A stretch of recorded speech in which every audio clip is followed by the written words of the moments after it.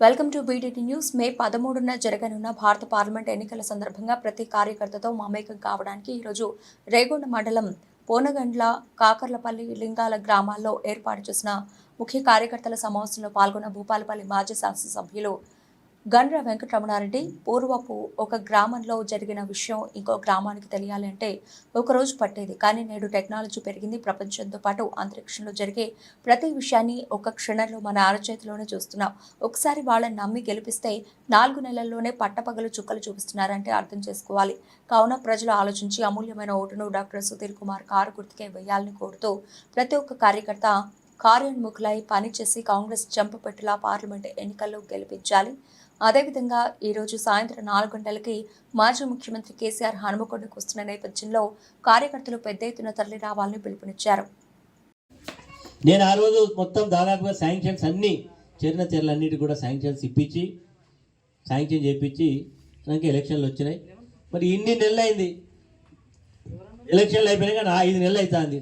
5 నెలల్లో ఇక్కడ ఉన్నటువంటి నాయకుడికి గా చెరువుల పనులు మొదలుపెట్టాలని తెలియలేదా? మరి వానాకాలం ఇంకొక 15 రోజులు అయితే నెల రోజులు మనం ఈరోజు గొప్ప కాదా? కరెంటు పోయిందానే మనం ఉన్నప్పుడు ఇట్లా కరెంటు పోయిందా? ఇప్పుడు కరెంట్ ఎప్పుడు పోతుందో తెలుపు పోతాను వస్తాను ఏంద్రమై అంటే గదే అధికారులు కదా. మరి కరెంటు మనం అధికారంలో ఉన్నప్పుడు గివ్వే అధికారులు, మనం అధికారం దిగిపోయినాక కూడా ఇవ్వలే వీళ్ళే. అంటే ఈ ప్రభుత్వానికి విద్యుత్తు సక్రమంగా ఇవ్వాల్సిన ఆలోచన లేదు. అవసరం ఉంటే మన ముఖ్యమంత్రి గారు 16 రూపాయలు 20 రూపాయలకు యూనిట్ పెట్టి కొనిచ్చాడు మనకు. వీళ్ళు ఏంటంటే కొనే ధైర్యం లేదు. మనకు కరెంట్ ఇవ్వకపోతే ఏమవుతుందా, 2 గంటలు లేకపోతే ఏమవుతుంది అనే ఒక భావన.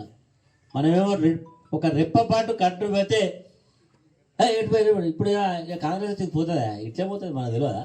వీళ్ళ ఎందుకంటే కాడికి వచ్చింది కరెంటు సమస్య వచ్చింది.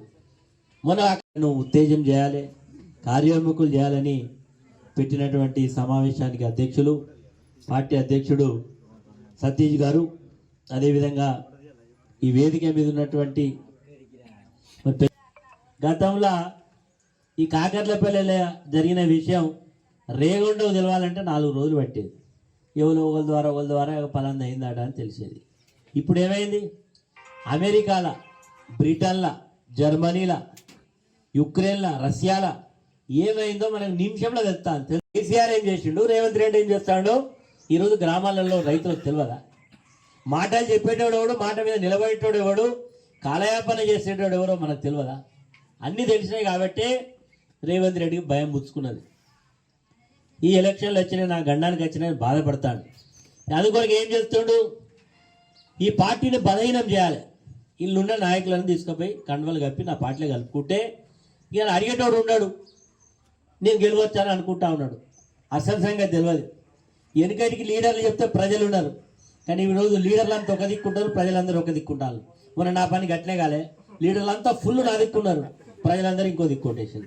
మరి ఇప్పుడు లీడర్లు అందరూ ఒక దిక్కున్నారు, మనందరూ ఒక దిక్కు కావాలి, మన అభ్యర్థిని గెలిపించాలి, అంతే కదా? ఎందుకంటే